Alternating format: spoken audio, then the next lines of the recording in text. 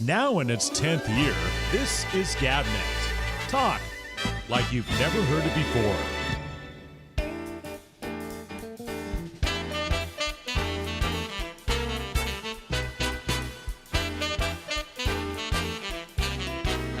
Oh,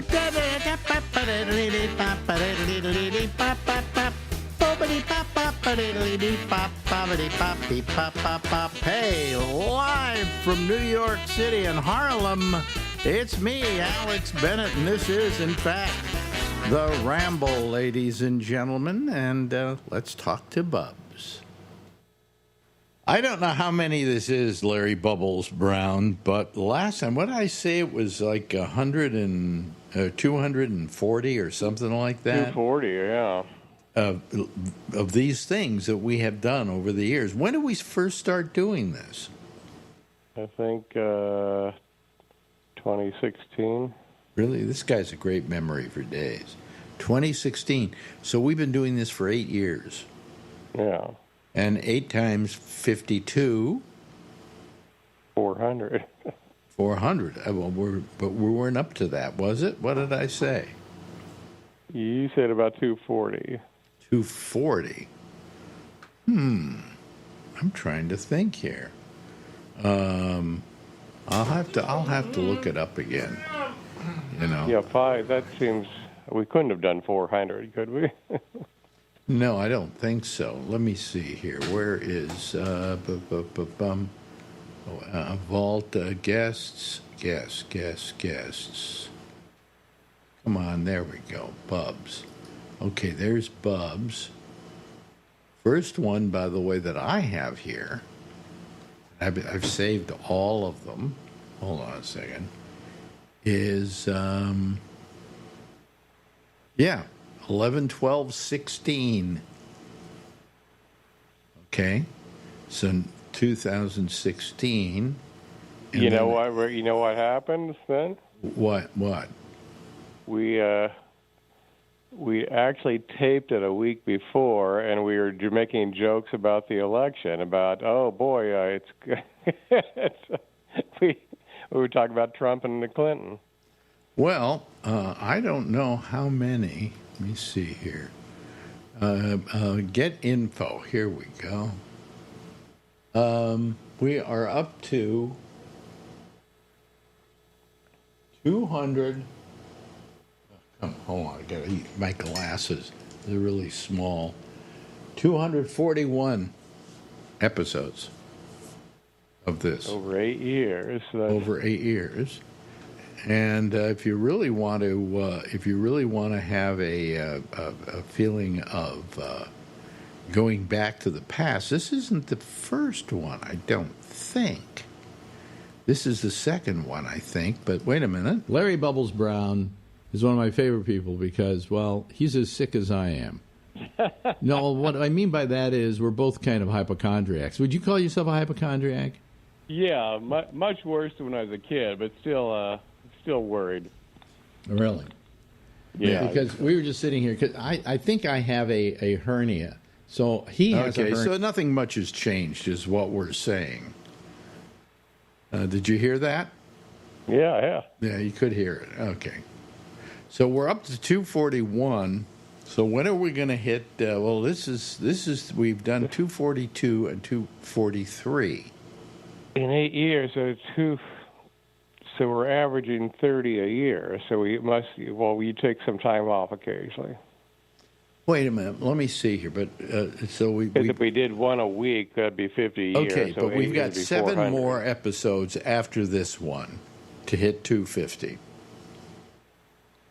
And we should hit that, in about a month and a half or so. Something like that, So thanks, Larry. I think that's it. I think we got to quit at this point. We can quit at 250. Yeah, why wouldn't it have been if it were that many years and we did we did one a week. We did 52 a year. You take some time off around the holidays, and we don't do them, and then there's... Yeah, but still, wouldn't you think it would be higher? Seemed like it would be a little higher, yeah. See, I would think around 320. I would guess 40 a year. That'd be 320. Well, it's a good question. I don't know. Maybe I didn't do. Did I do them every 2 weeks with you at that point? Or Yeah, was it we do two a week. Wow. Well, anyway, that was the second one. I can't find the first one, so there may be one that is. It's like the lost episode. The lost episode. Yeah. So if anybody has it, please get it to us so we can play it here on the program. So we've done more episodes than Seinfeld. So is comedy alive or dead? I think it's there's never been more people doing it, but it doesn't seem very funny, does it? Well, I mean, I've seen a couple of new comics. There's a female, I'm trying to remember her name now, can't remember her name right now, who I thought was very funny. She's filthy. She's absolutely filthy, but she's funny. Nikki Glaser? Nikki Glaser. Absolutely, you got her. Do you like her? She is filthy. She did. She got a bunch of heat from the last roast. She, I guess, killed on that. I didn't see it. Yeah, that's where I first saw her, and then I went to look for her stuff. You know, she was. Yeah, she's been around a while. Didn't she start as a podcaster or something? That I don't know. Mm-hmm. Because I'm trying to think. But anyway, I like her. I think she's okay. I think she's good. Have I seen any male comics that are funny? Nah. How about you? Yeah, I haven't seen. There's literally hundreds of people in every city trying to do stand-up comedy. So. Yeah, but some of the ones you work with, you work with Esparza. Felipe, yes, who just did. I think he's in Australia now. He travels so much, but he likes to use you as an opening act whenever he's in the area, right? He uses me. Well, no, he'll fly me places, but he works everywhere. Yeah, so he's doing Europe. He's doing Spain, I think, next month. I tried to watch him, but I didn't find him that. He didn't get to me, you know. Okay, well, it's not for everyone. Then again, what I did is I watched him doing it in Spanish, so maybe that's the problem. Well, he is the only one on Netflix that has a special in Spanish and English. And English, yeah. And when he goes out on the road, sometimes he does his act in Spanish, doesn't he? Mm-hmm. Very rarely, but he does, yeah. Very rarely. Oh, okay. But he does very well. He's a very hot comic. Is that because he's hot in the Hispanic community, or is he just hot because he's hot? Mostly Hispanic, I'd say, yeah. Mm-hmm. So I better learn to speak Spanish. Yeah. And then you work with Dana Carvey. Dana Carvey, Rob Schneider. Oh, yeah, yeah. I get when David Tell comes out here, I usually work with him. So I actually he doesn't travel. He doesn't travel much out here.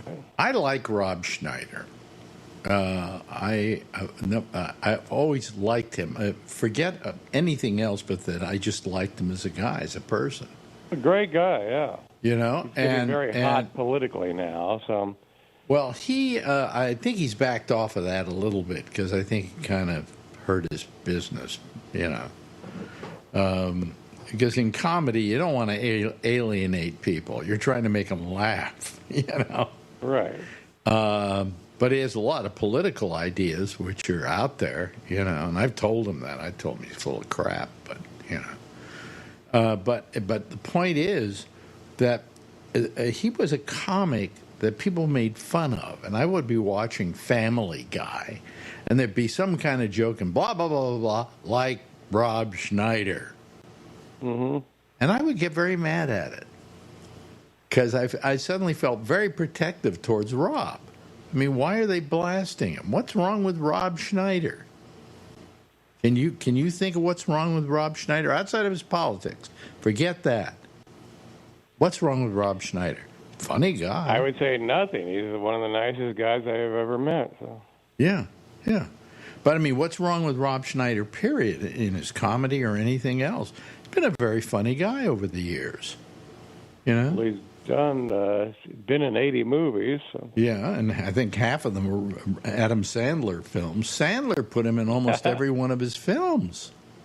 Right. You know, doing something, even if it was one line. So, you know, I mean, but I just never understood why, you know, at Family Guy, they felt he could be the butt of a joke, that he was worthy of being a butt of a joke.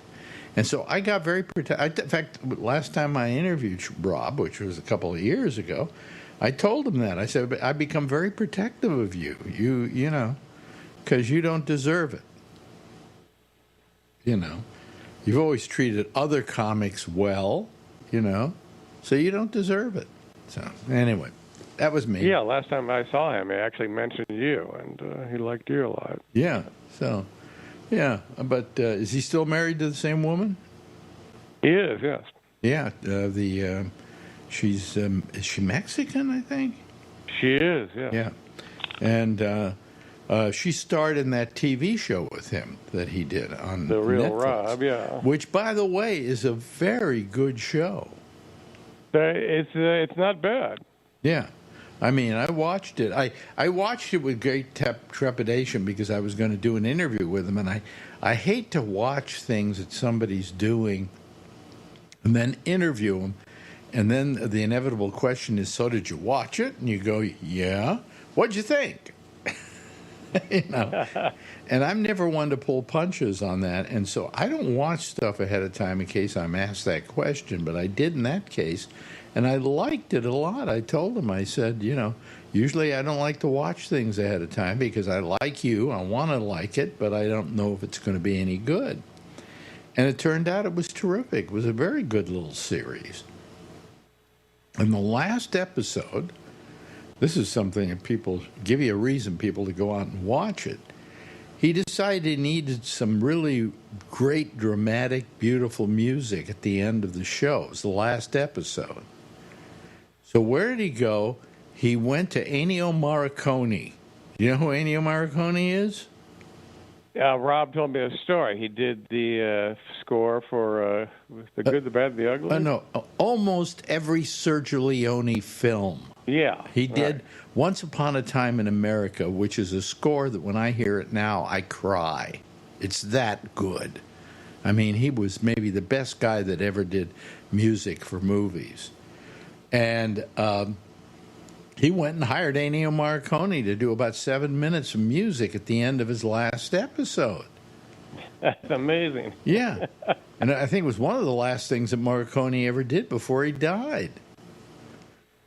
He said it wasn't difficult. That Morricone will write for anybody who wants him to write something for them. You know. Really? Yeah. So he managed to get Morricone to do all the music at the end of that episode. It's amazing.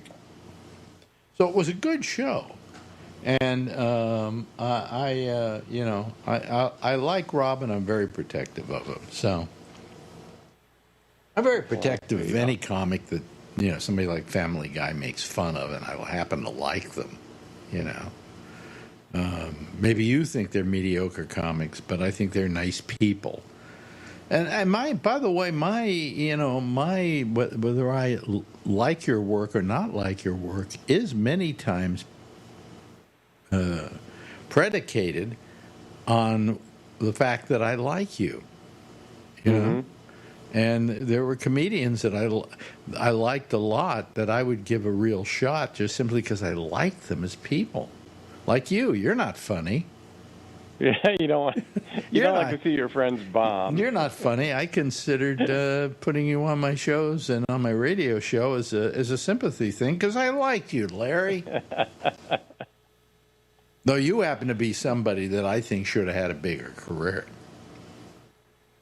But you didn't. Well, you didn't go after it. You didn't chase it. You didn't feel thirsty. I didn't have a lot of drive, so. Yeah, no, you never felt the thirst. You just, I'll get up and do my act. Hi, how are you? I'm Larry Bubbles Brown. I'd like to be a star. Who do you know that's got a lot of drive? Well, you know what you would think? What you would think is somebody is so good that the business would find them and they would become a big star. And if that were the case, then Bobby Slayton would probably be the biggest star in show business. Right. I mean, can you think of a better comic? The best, Chris Rock calls him the best club comic in the country. Yeah. Not anymore. He doesn't do it, but, you know. That's true, yes. Well, he quit. And I said to him, he said to me, well, I'm quitting. And I went, you're quitting?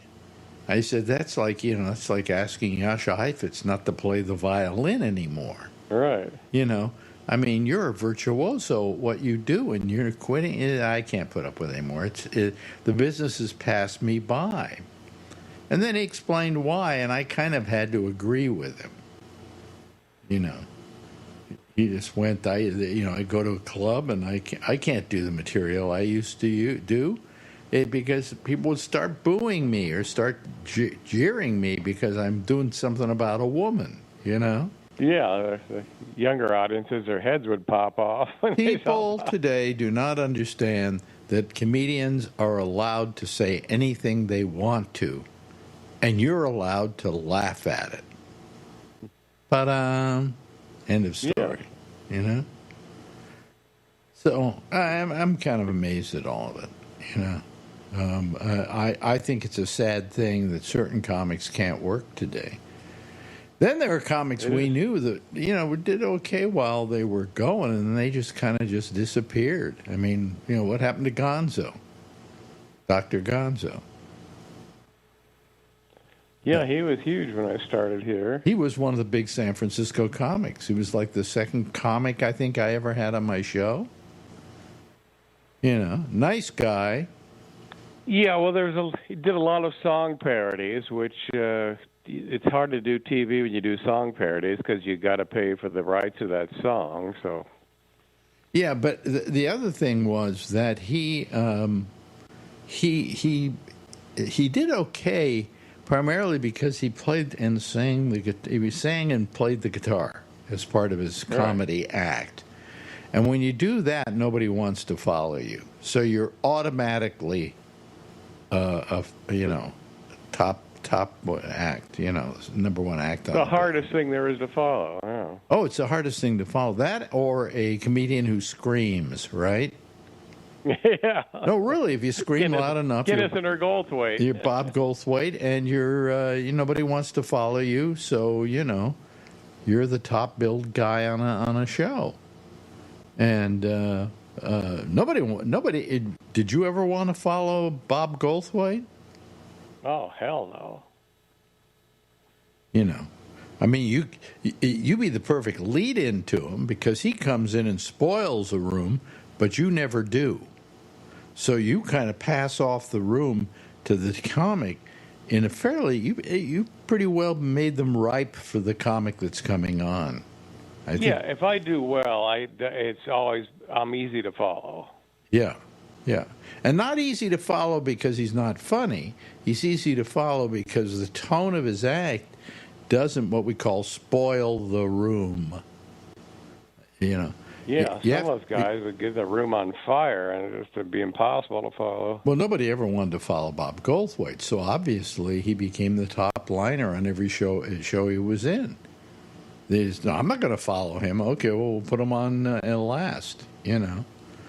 Yeah, he's one of those guys that probably never was an opening act when he like him and Bob Rubin jumped immediately to open mic to headliner. Yeah, exactly, because you just can't follow them. All right. But I'm not a comedian, so I couldn't follow anybody. Okay, so. I wonder if there are bands that would have trouble following certain opening bands. That's a good question. I would think probably that's true. You know, but I mean, like for instance, I don't think anybody would want to follow AC/DC. No. You know, which is a very loud band. You know. That's a good question. I'm gonna have to ask a musician that sometime. What's the kind let's find that out. What's the kind of musical act you don't want to follow? You know, there was years ago. was down the peninsula, some big room that David Bowie was playing, and they said he had trouble following his opening act, but I forget who it was. Well, because and people were actually walking out. Well, because David Bowie is a very laid-back, quieter act. It's not a noisy act. And so if that was the problem, if you have somebody going on before you, AC/DC, you're not going to be able to follow it, no matter how good you are, no matter if you're David Bowie.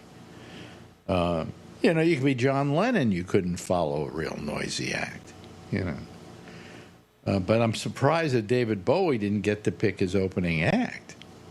You would think. And say, I'm sorry, I can't follow that kind of act. They're very good, but I can't follow it. So find me somebody I can follow. Now, let's see here. What act can't Donald Trump follow? Actually, Donald Trump is always the opening act, is always the top-lined act, because you can't follow him. And not because he's good. You probably seen a lot of opening acts, or top acts, headliners, that were terrible, right? Yeah. They were no good. But somehow they were headliners, and you went, how did they get there? That's how I feel about Trump. There's no talent there. There's no ability. There's no political whatever. And so I never could figure it out. Never could figure out why anybody would elect him president. So. Well, yeah, zero political experience is pretty amazing. Zero political experience. All he did is he ran his entire campaign like it was a TV show.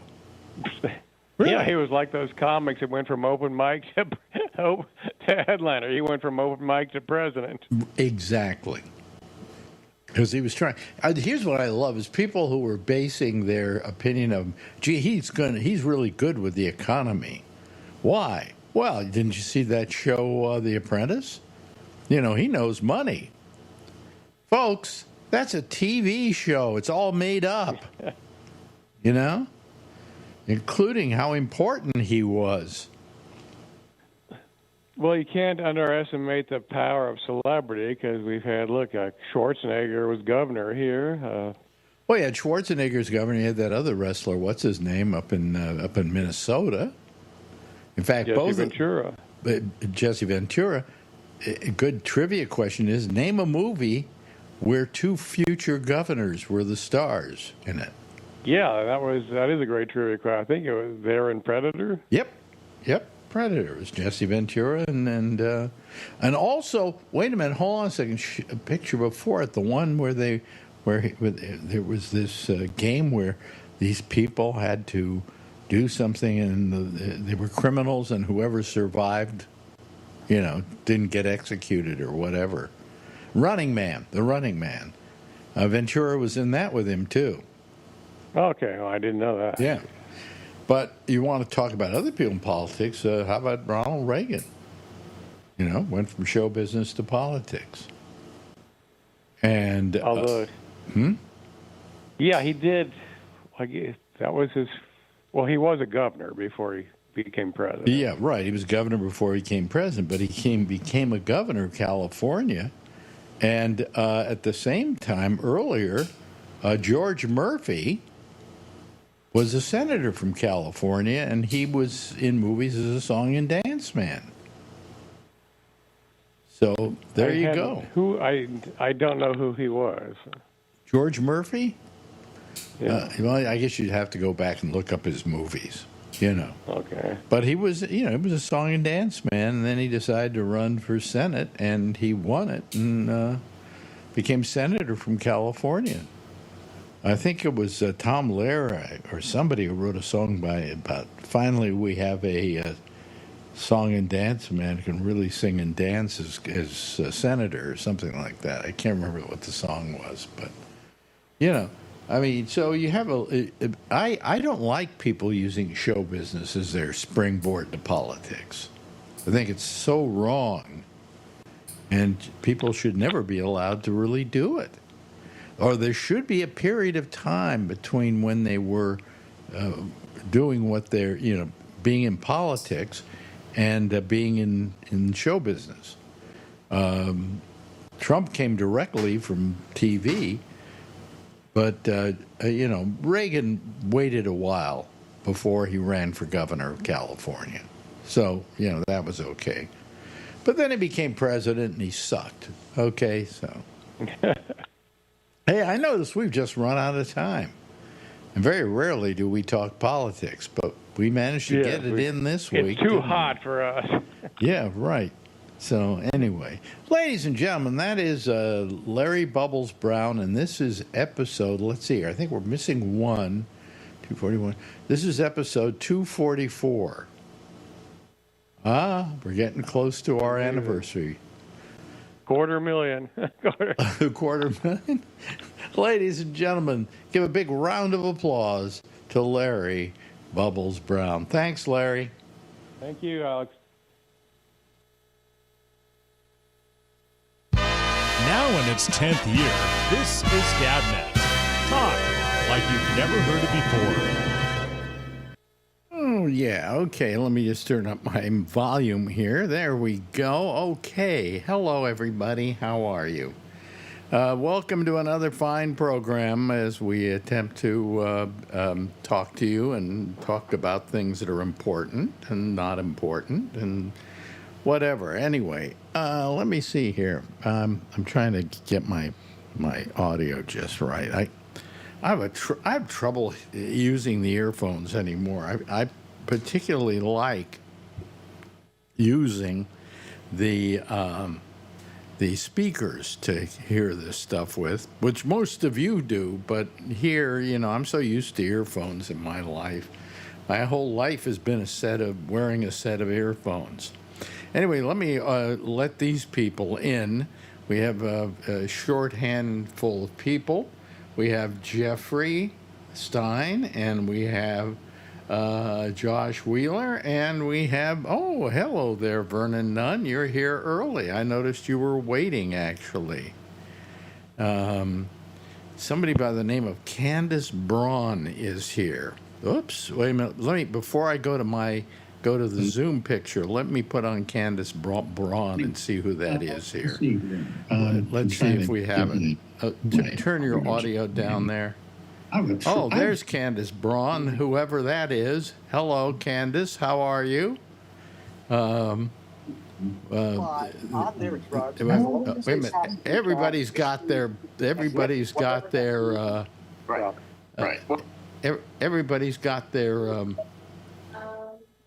Browser's open. Your browser is open, Richard. Richard, your browser is open. Your browser shouldn't be open. The browser should be open, but the audio from the browser shouldn't be open. There we go. Are you okay now? All right, good. Okay. Trying to find the link. And Jeff kind of quit beforehand. Hello, Richard. Have you called the show before? About 8 years ago, I think. About 8 years ago. So pardon me if I don't remember you. I was working from Paris. I worked for a French bank for 7 years, and the first half was in Paris. And I called in, and there was all Macron frenzy over there at the time. Oh, really? Yeah, Okay. I mean, he was popular then. Yeah. They marched on without him. And the left and the right, he's like centrist. So the liberal, the left wing side said, nah, he's too business, but he's against the right wing side, which says like no more immigration, and so they kind of split the difference in their recent parliamentary, and neither side had enough to make a government. So they tried to pull a centrist in and see what'll happen. Gee, are we the only country with political problems? The yellow vests. Yeah. So you were working with a bank over there? I was working from Paris. I worked for a French bank for 7 years in the first. You just turned your. Oh no! Now it's Jeff's got his audio up. Oh, okay. That's not me. Oh, really? That's not you, Jeff. You gotta stop this, Jeff. And the left and the right, he's like centrist. You got Jeff. I can't. That's all I need is Jeff, my voice repeated. all you have to do is get rid of the audio on your browser. Oh, there he goes. We lost him again. Oh, You're so boy. cruel to him. Huh? You're so mean to him. No, I'm not mean to him, but I can't spend. It's annoying. I get it. I can't spend 10 minutes of this program trying to figure out what the problem is there. Anyway, so you're back here now permanently? Back, and I retired about a year. You retired about a year. Oh, I okay. moved down to Virginia. I was a New York City boy all along. Yeah. What bank was you? Can I ask you what bank you worked for? I don't know if you know it, BNP Paribas. Nah. Like a chase for Societe Generale, BNP. Oh, I know Societe Generale. Yeah. Oh boy. Well, anyway, welcome back home. Thanks. Where in New York City do you live? No, I used to live Staten Island, raised in Manhattan. Yeah. But I moved down to Virginia. Oh, really? Oh, okay. All right. Yeah. And that's down near Vernon, who lives in Kentucky. Okay. Yeah, a little further east. Here comes Jeff. How many want to bet here he hasn't got it licked yet? It depends on if Pam's helped them out or not. Yeah. Right. Wait a minute. Let me see here. We just brought him in here. And are you okay now, Jeff? Connect your audio. Jeff? This is where it's tricky. This is where it's tricky. This is where we get to know whether it's going to be okay or not. Jeff is trying to figure it out. You know what? Really, we should get Pam to make him out a list of things to turn on and off. Are you there, Jeff? Can you hear us, Jeff? Can you hear us, Jeff?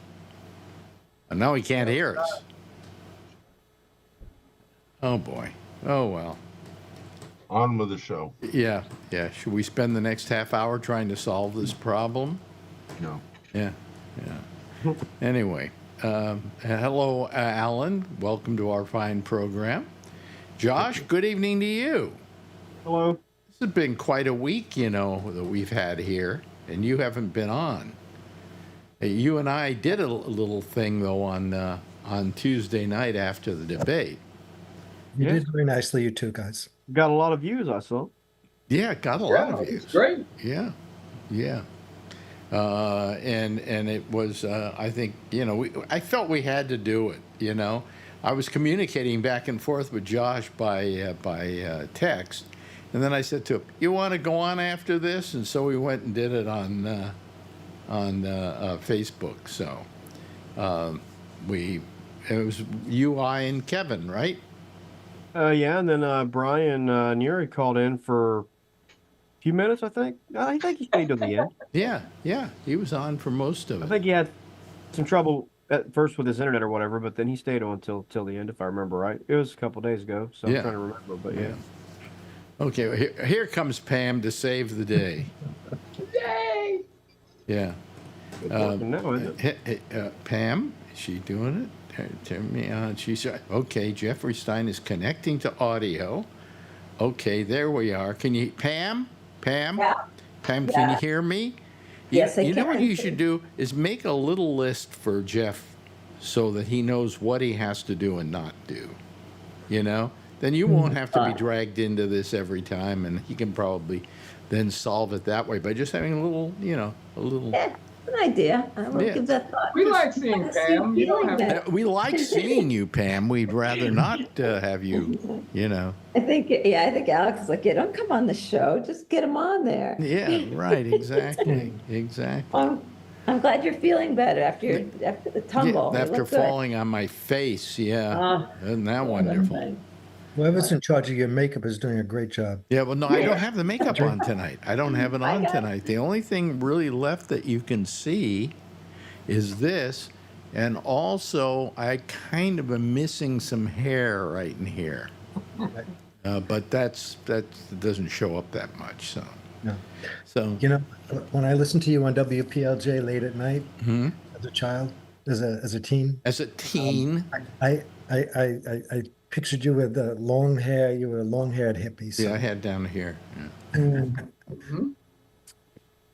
That was on WPLJ. I was Were you on WMCA. 12 I had were it you down on to here 12 on to 5? WMCA. What? Were you on 12 midnight? I was to on 5? from 2 in the morning till 6 in the morning.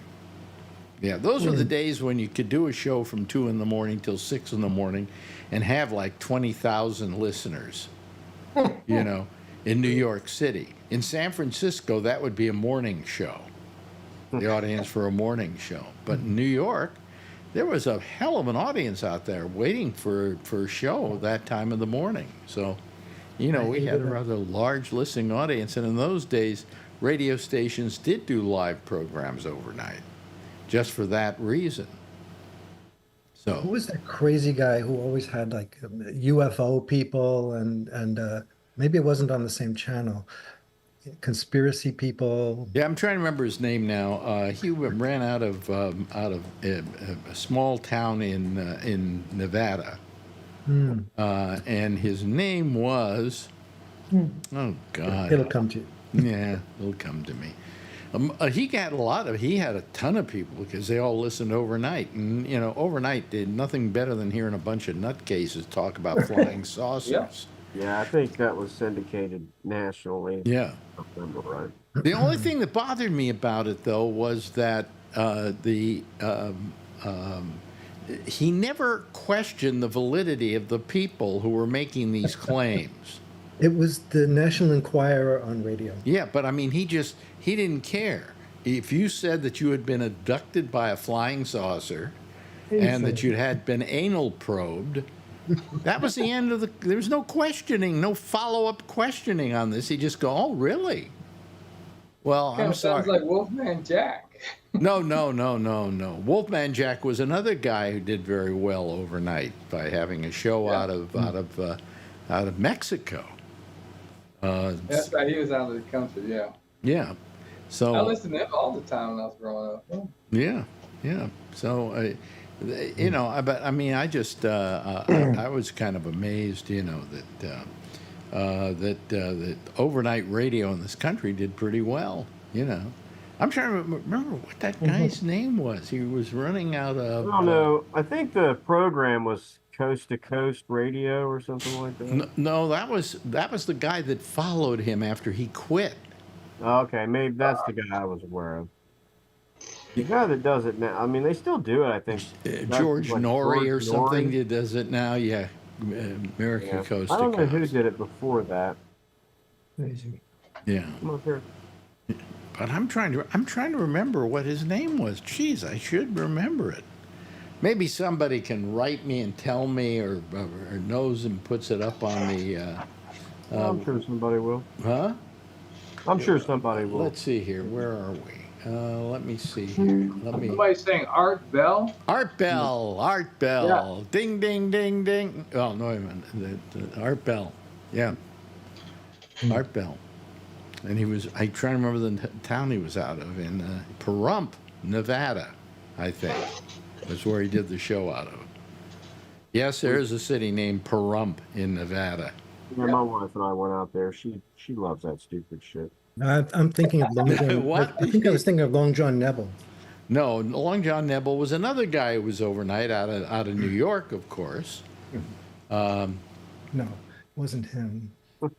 I did. We have a lot of us night owls out there. Well, I worked with Long John Nebel when I was at WMCA. Really? Yeah, and that was really strange because this was towards the end of Long John Nebel's life.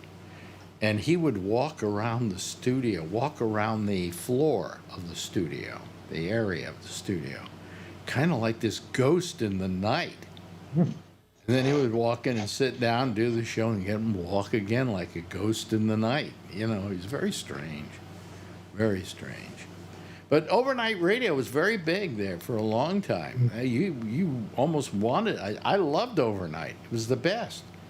Because what I found when I was working at WPLJ in New York is that I was on from 2 in the morning till 6 in the morning, and nobody bothered me for 5 years.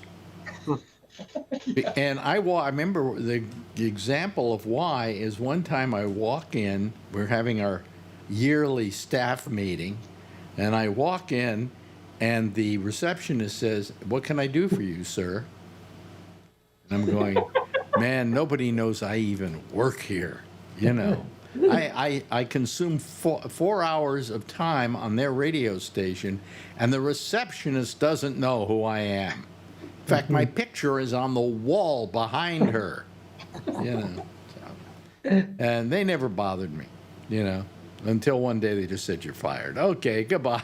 I'll see you later. I've gotten away with this for a long time,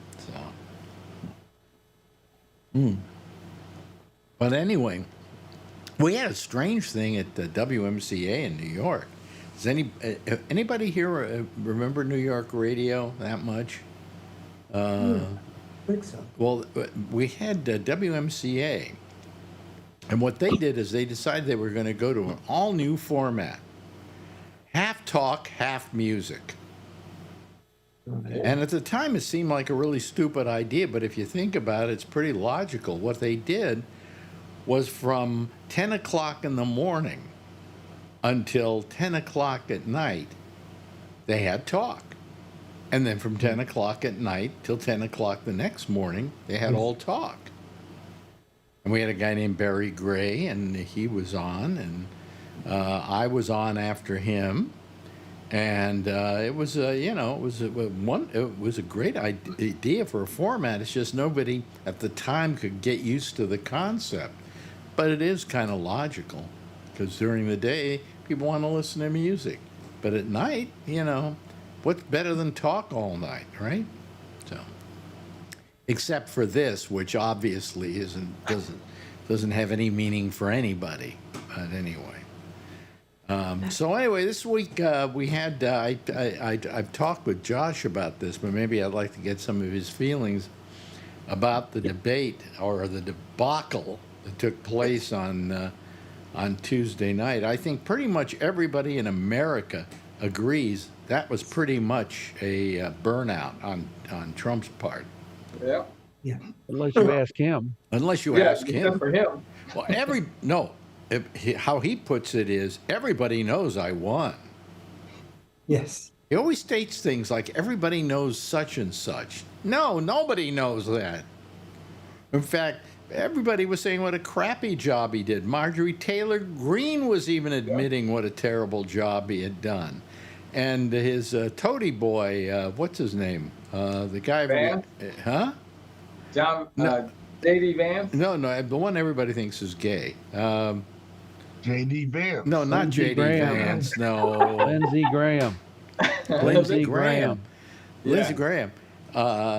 Lindsey Graham didn't even like the way it turned out. He had to admit it was pretty much a disaster.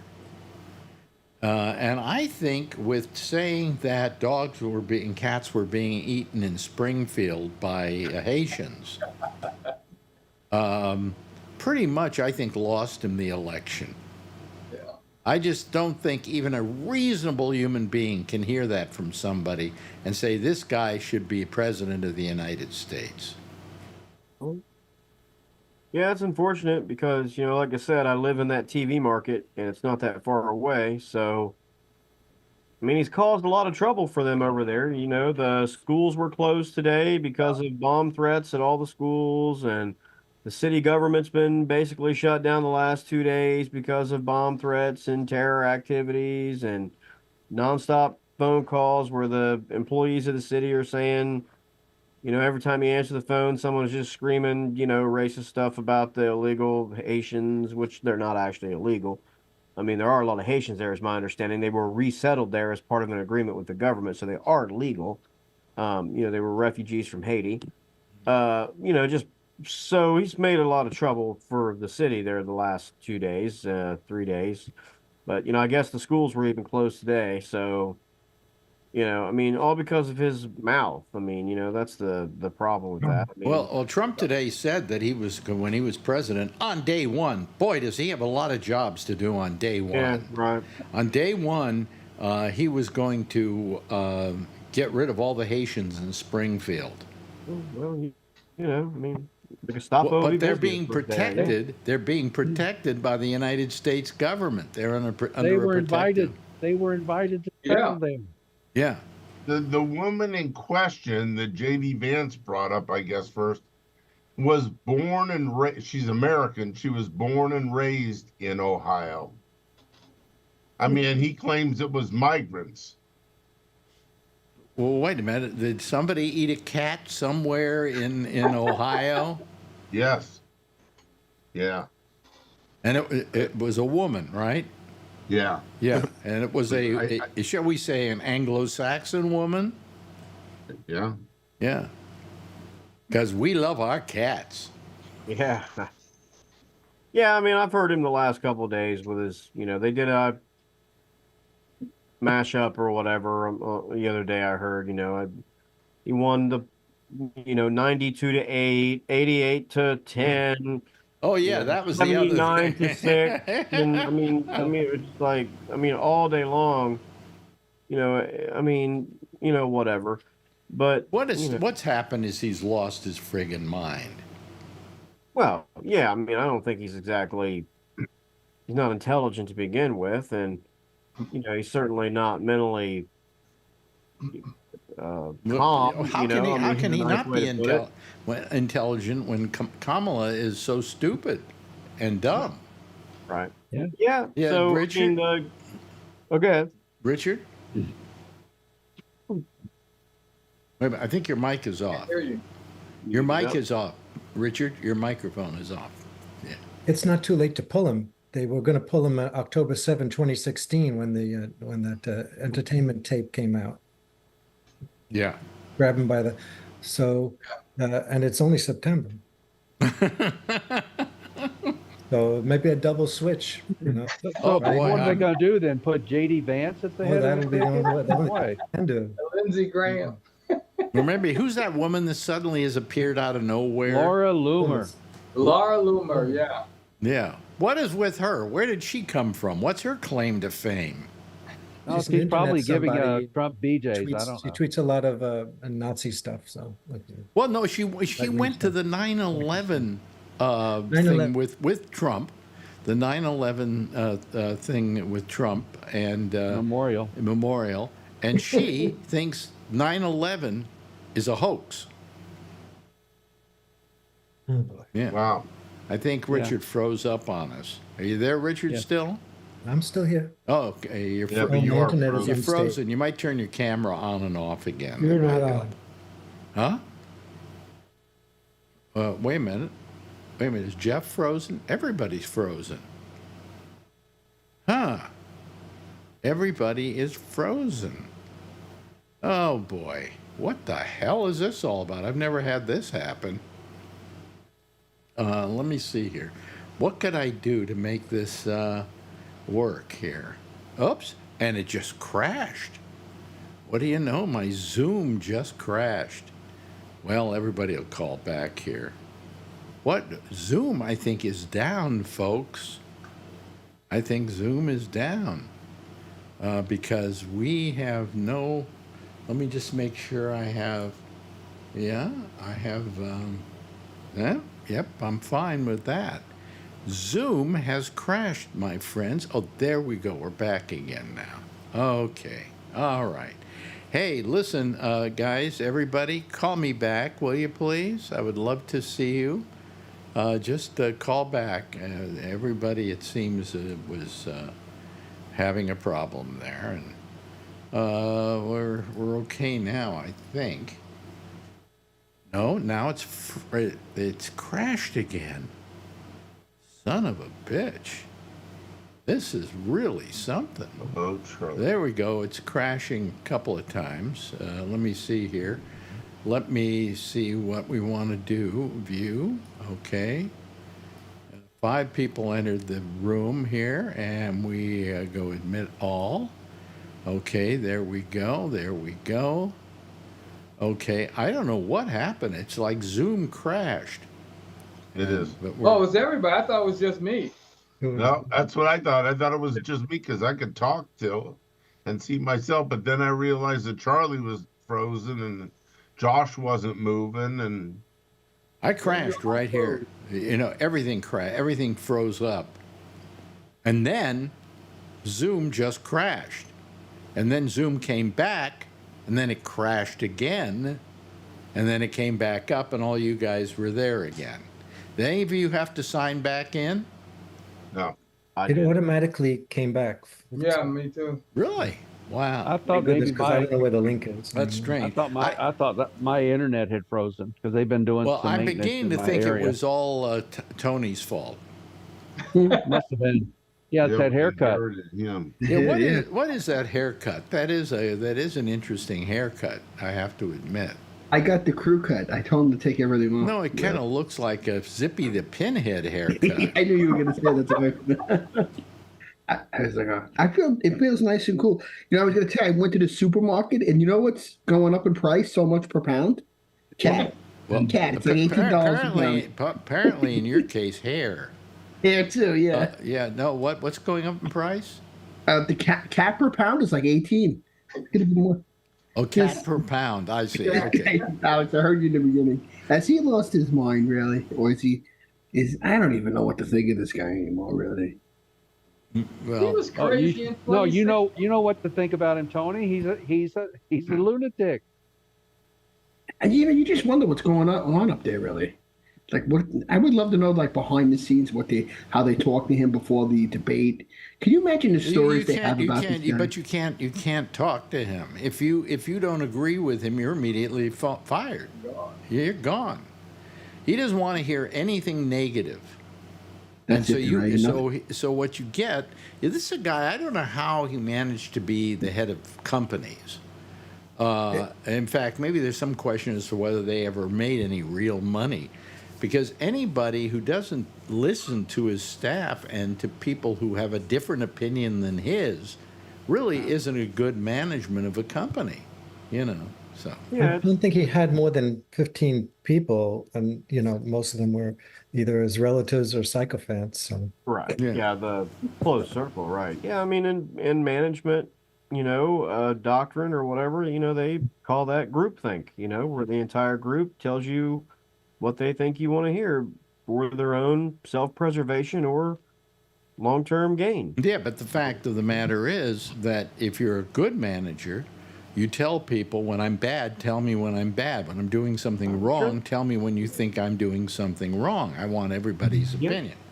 The groupthink situation has been studied pretty hard over the last few decades by political scientists and historians, looking at how different presidents ran their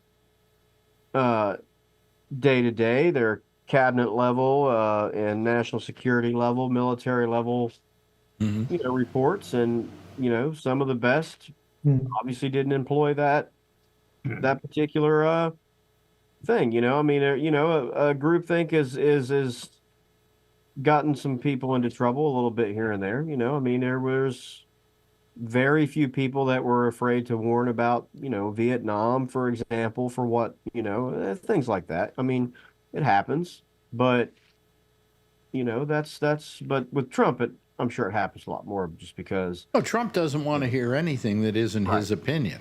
Well, and he certainly has an obvious propensity to change people out without any care of the consequences of well, especially being president, you don't know everything, and to him he does. According to him, that's the problem, but I'm sure that somebody like Kamala Harris doesn't feel she knows everything. I'm sure she's willing to put together a cabinet and listen to what that cabinet has to say.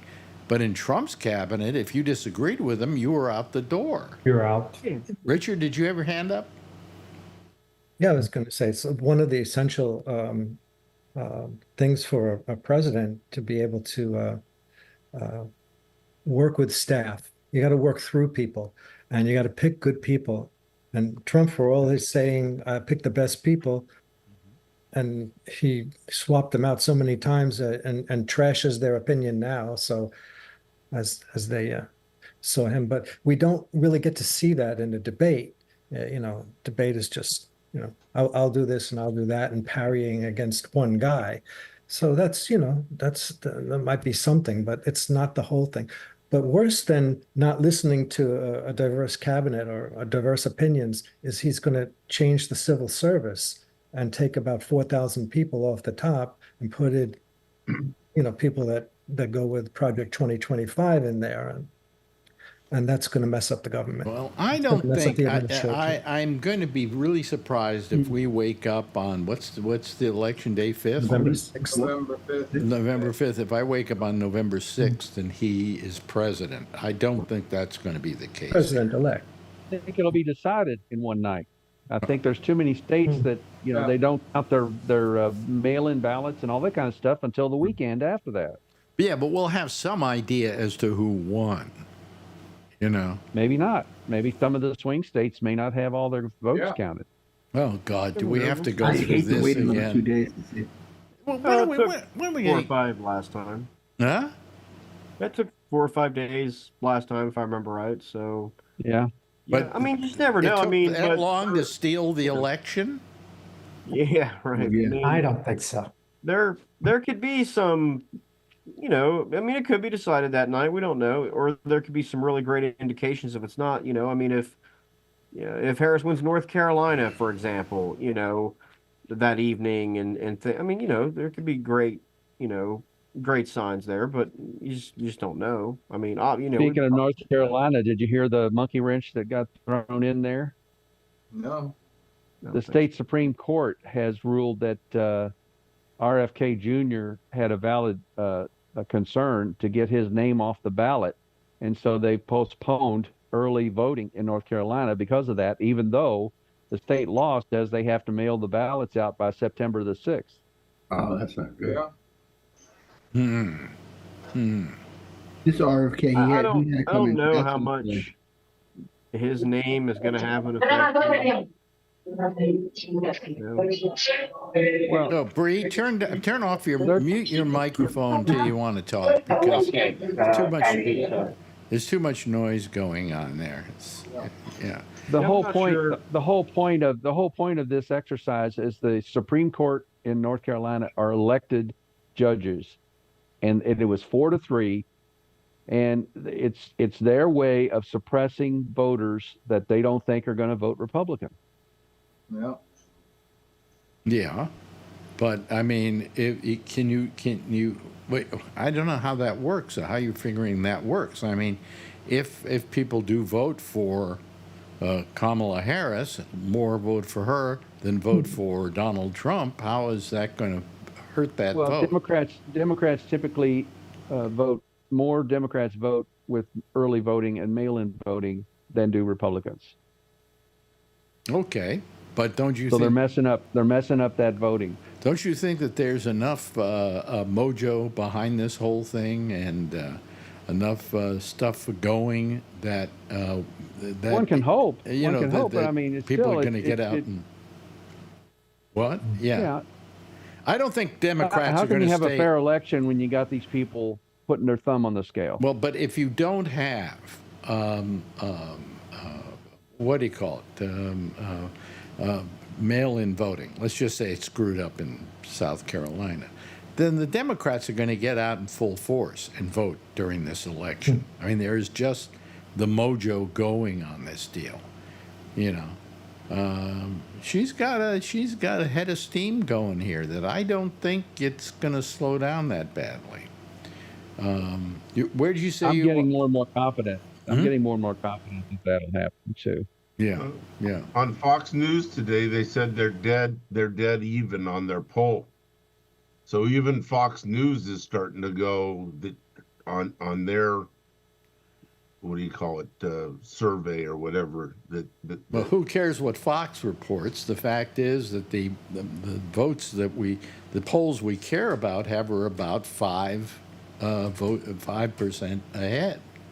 Yeah, the Ipsos Reuters poll that came out last night had the lead extend by, I think, 2 points after the debates, and has it up to just over 5 points nationally, and among registered voters now up over, I believe, like 3 points. So all categories across the board saw an uptick as far as everything Can I I saw ask so you a far. question though? When these pollsters go out there and they check these people out to see who they're going to vote for, shouldn't they say, "Are you a registered voter?" Because if they're Well, not, they it doesn't do. really And matter. Some of them do. correct. That's why they break the polls down for you, because they do ask people if they are registered, and the people that say no, they can go get registered if they want. So they're still taking the data, and they're still asking, okay, you're not registered, but who do you prefer for, president of these two candidates or these three candidates or whatever? Yeah. And uh, her lead has been growing in that area and has been dropping, and some of the people that were in the other category have slowly shifted toward her. And a lot of the post-debate data that the networks gathered saw a pretty sizable amount of independent or undecided traffic claimed that they made a decision after that night and moved in her direction. Yeah. Regardless of, my point is the trend overall is that all of those things are moving that direction, and all of those things are positive. So even if you say, "Oh, well, that one's too much outlier," or that one, well, you can't say that about all. You know what I'm saying? I mean, the point is everything is moving that direction, and it's positive. Yeah. I mean, I agree. 2016, whatever you want to talk about, yeah, it's fine. People still have to go vote. I mean, that's, we know that now. We knew that before, but we apparently had to be very painfully taught that in a real way, So, it's still going to be close, and it's still going to be turnout and all that. But as we've said before, if they are able to drive turnout,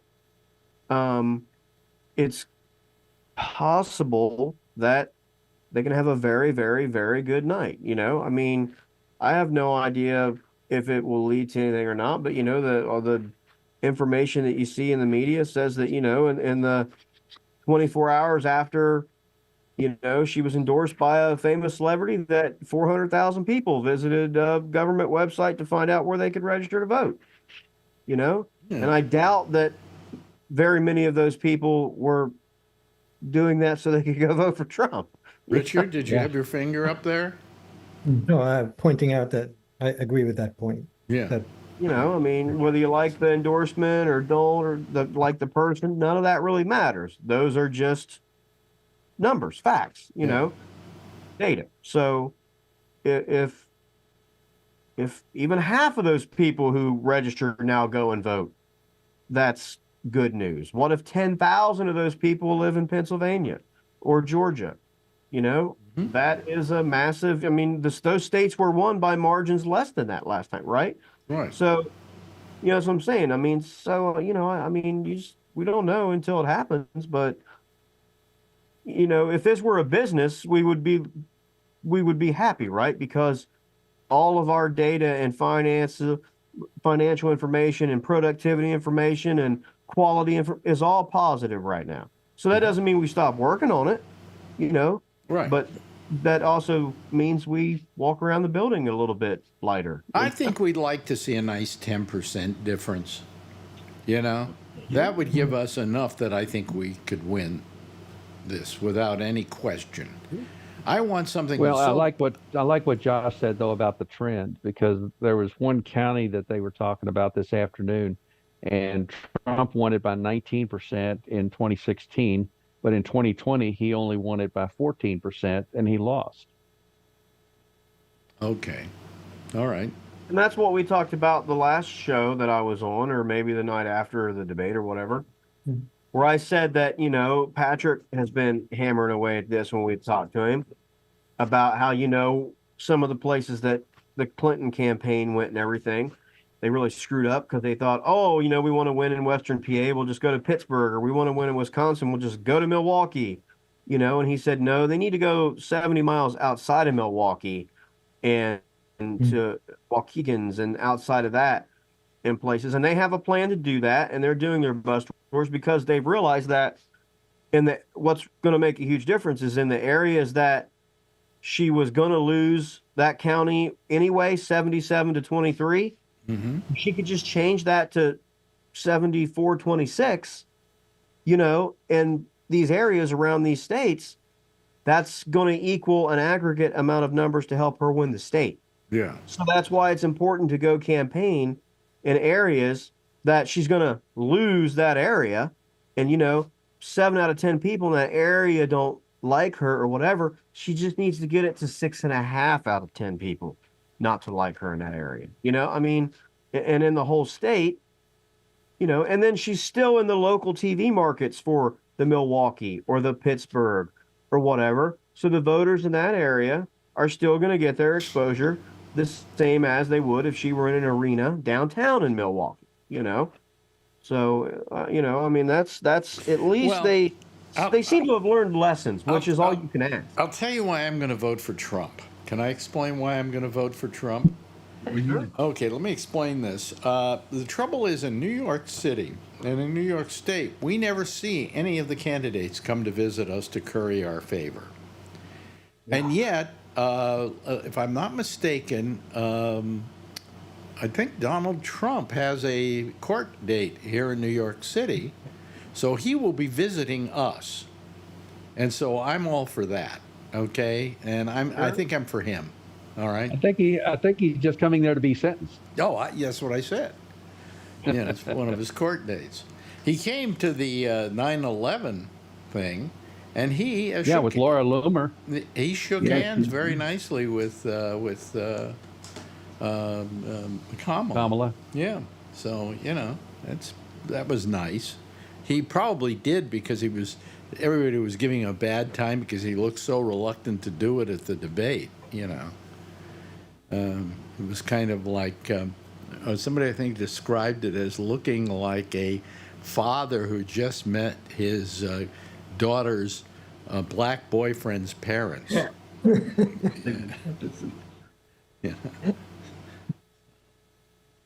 Yeah. So now we take a little time out every show that's like this to guess what Bree is eating for lunch. Cat or dog? Yeah, if you had cat or dog there, we wouldn't be surprised, We really wouldn't. What's in those dumplings? Let me see here. They have somebody by the name of Terry Davis wants to come on here. Let me just admit him and see if he is actually a real human being or not. But I got to put my face up here so in case there's something dirty that's going to happen here. We can, okay, there's Terry Davis. Let me see if we recognize Terry Davis. Oh, hello, Terry. How are you? This is a guy we have. Are you there, Terry? Wait a minute. Ask to unmute. Okay. Mic's off. Let me see here. Terry Davis asked to unmute. Oh, here we have another person learning how to. Man, this is Julia Connor on Thanksgiving Day. Instead of sucking on the turkey, yeah, okay, all righty. Let me see here. Let me get rid of that. Let me get rid of that. I'm going to get rid of him, and let me see here. Don't worry, it's not going out. So it went out. Huh? No, it's not going out. It's not going out. No, my face is out. Let me see here. Get rid of him. Where do I get rid of him? Remove. There we go. I'll tell you later. He seemed like such a nice guy too. Yeah, he seemed like. You know what it could have been? It could have been. Let me go back to you guys here. It could have been that the guy we saw there was a video of some guy. Okay, and then he puts on just all to get these on. Horrible. There. I'm glad you got a nice show, everybody. It was. Maybe it ruined Bree's appetite. I think that was happening in the living area at Mar-a-Lago. Yeah. Right. Yeah. Yeah. Let's get back to Bree here, because we're in the middle of playing. Guess what Bree is eating? Bree, hold up whatever you're eating. Oh, that's a soup. Are you drinking a soup from a cup? Okay. What? I'm almost done. It's got a box lunch. You're almost done. Oh, okay. You got one of those bento boxes or something? No, it's just a sushi set lunch. was a sushi that I get lunch. here. My $5. And the soup is what is the soup? It's miso soup. Miso soup. Okay. Yeah. And there he is. It's the same place by I the way, am. did I mention to you, in the case of Richard, who don't know Bree, he's in Indonesia right now. Malaysia. Malaysia, excuse me. I didn't go to Brian's not here, is he? I didn't get to go to Vietnam because I got to the airport and I got to the boarding gate and they said, "Where's your visa?" And I said, I forgot. I'm American. I need a visa for Vietnam. So I went back out to the holding area and I sat down for a minute and I said, well, where do I want to go that I haven't been? I went to Kinabalu in Sabah, Borneo, and it was amazing. It was You went to Borneo? Excellent. You went to Borneo? Yeah. It was excellent. And then the airline said, no, it was your fault. You didn't get the visa, so we're not refunding. We're not getting. I wrote to them and I gave them some suggestions on how they could make some adjustments to their system. They said, you know what, we're going to give you a refund. And they gave me a refund. Which airline which airline was that? Air Asia. Uh-huh. So I rebooked, and October 5th I'll go to Vietnam. I tried to get this e-visa, and they keep kicking it back to me. They're like, "Oh, well, your photo's not exact. Oh, you didn't put your middle name." So I should be there October 5th, 6th, 7th, and 8th. So I'll let you know. Oh, okay. All right. Okay, so that's our report from Bree about his little non-vacation. Yeah. So you didn't have to go to Vietnam?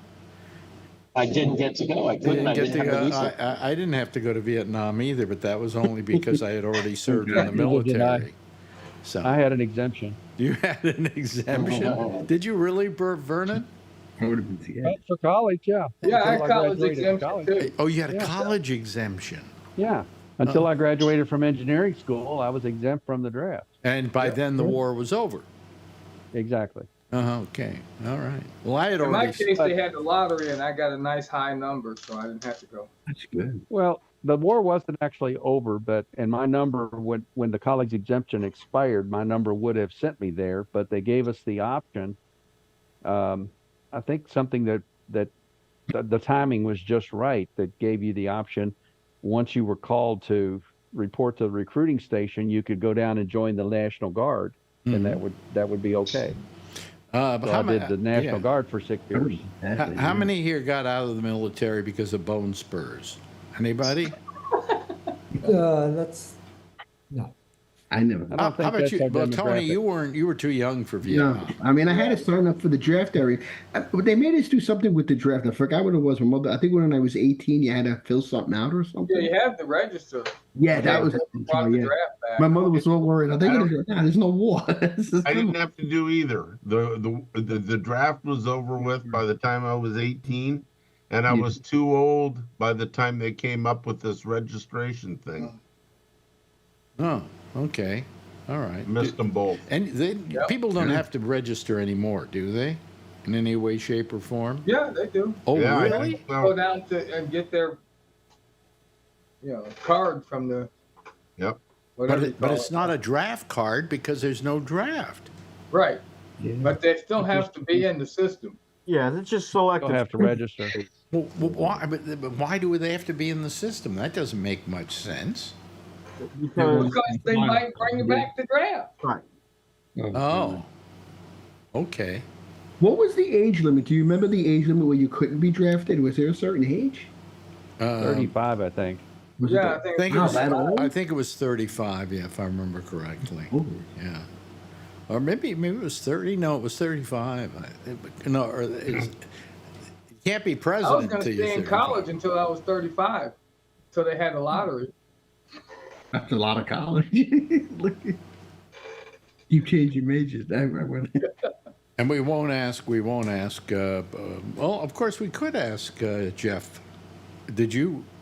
I worked on military design products called atomic bombs. Called atomic. You worked on atomic bombs? Yes, I did. Are you an engineer, Jeff? Then? Yeah. Let's Yeah, hope he he's- knows something. Yeah, wow, that's good. From atomic bombs to heart valves. That's pretty cool. Yeah, that's pretty That great. was the most valuable change. Yeah, but did they? So they if you were building atomic bombs, you didn't have to go. Didn't have to do anything. You just, I don't know, somehow they knew what I was working on and you're past.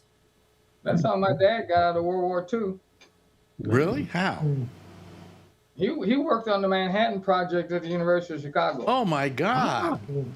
How? That's. Did you ever ask him about all of that? Yeah, but he told me he couldn't tell me. It was all top secret. He could never tell us much. I didn't have a good dad. My dad was at the University of Chicago, got his PhD in engineering, and he worked on the Manhattan Project. There you go, everybody. Did he tell you everything? No, I can't remember if you light the fuse first. No. Well, you know the reason why North Korea doesn't have the bomb yet. They can't find somebody to run fast enough after lighting the fuse. Who put a medic in? We'll volunteer, Tony. Yeah, we'll volunteer. Just hold it. Nothing's gonna happen. Am I supposed to be here still? So, Richard, we didn't ask you. You probably saw the debate, right? What was your takeaway from the debate? A typical poor performance by Trump. So yeah, and perfect by. It was amazing, wasn't it? How perfect she was. Yeah, she was impressive. I was really. Yeah. One would have to be very impressed by her performance. Yeah. You could see she was a DA. She was prepared. He had a goal to get under his skin, and she did it several times. Yeah. And I like she shook his hand that she went over to him. Mm-hmm. Oh, that got under his skin. Well, she had a. He doesn't like to shake hands. She had a game plan to get under his skin, but it wasn't an obvious game plan. It was a well-constructed game plan. Yeah. I mean, You're supposed to go. And he didn't. You're supposed to go on stage, go to the middle, and shake hands, and he went right to the podium. So she went to his podium. Well, he had no intention of shaking hands with her. No, I thought I was going to ask you. I don't think he would have, right? It didn't look like it. No, he doesn't like to shake hands. And they said he wasn't looking at her either. What were you saying, Bree? Bree? What were you saying? He doesn't like to shake hands. He's a germaphobe, yeah.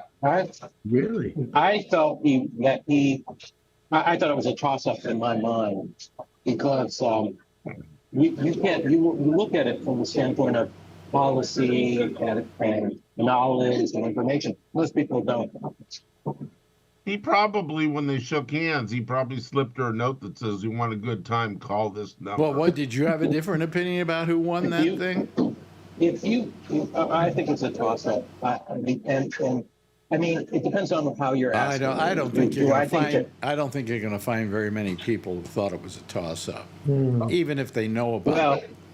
Well, the problem is you never will know because after it's done, all the pundits come on and they do their agenda setting. So they tell you what to think about how it happened. You can't just watch it and have your own opinion. When you were that never is the case. As I was watching it, I saw a disaster in the making. The minute he came up with that whole thing about eating cats and dogs, Yeah, I had to make my brother rewind that. And I felt that he had blown the election with that. And that's how he got more because you're still thinking intellectually, knowledge. Okay, if you are right, then Kamala should be ahead by a landslide. It shouldn't be anywhere close. No, I don't think she should be ahead by a landslide because we got a nation full of dummies here. Yeah. And there's why it was a toss-up because, it just was. Yeah, well, he speaks at a level that a third grader or fourth grader can understand, and people see that as strength. With Kamala, it's the same thing. Kamala shops at Whole Foods. Kamala. The only thing Kamala is selling is joy. Really. That's her commodity. And she wants to turn the page. And she wants to turn the page, but joy is her commodity. People suddenly are seeing a campaign that is having fun running for office. And people want to be part of a party where people are having fun. They don't want to be left out. And I think that's a better commodity than what Trump has, which is nothing but constant negativism. You know, you would almost think he hates this country. Unless he's when people go to a restaurant, it's like 90% it's more likely that they will review it if they had a bad experience. So, but like most of the time, they will not review it if they just had a regular experience. Yeah. People tend to focus on negative. They do, they say, "Oh, negative campaigning doesn't work." But Josh, what do you think about Josh? What do you think about what I was saying about the fact that she's running a joyful campaign, and people like to be part of that kind of party? I'm not talking about political party. Huh? I think that's what she's doing. I mean, her number one message so far has been, the idea of not returning to the nonsense that we put up with for the 4 years that he was in office, and the consistent, drama or chaos, whatever word you want to use, that went on with it the entire time that he was there, So, as far as the public, I don't converse with people about this outside of here much, but I've heard people talking, and even the people that love him think that he did, terrible. But they're not going to change their mind about him if for no other reason, because people don't like to admit that they're wrong. And in this particular environment, the nation is just so hardcore with certain groups, people aren't willing to give that up. Because a lot of the comments that I heard, about people talking about it was, I don't care how bad he did. He could have passed out and pooped his own pants and been in a diaper, and I still wouldn't vote for her. So I mean, that's one, so his group isn't really going to move. But among open-minded people, I don't know that I've seen any open-minded people who have given any inclination that they thought that he did a good job. Yeah, but also I think there's a whole bunch of people who are in the middle waiting to see who is the most acceptable candidate of the two.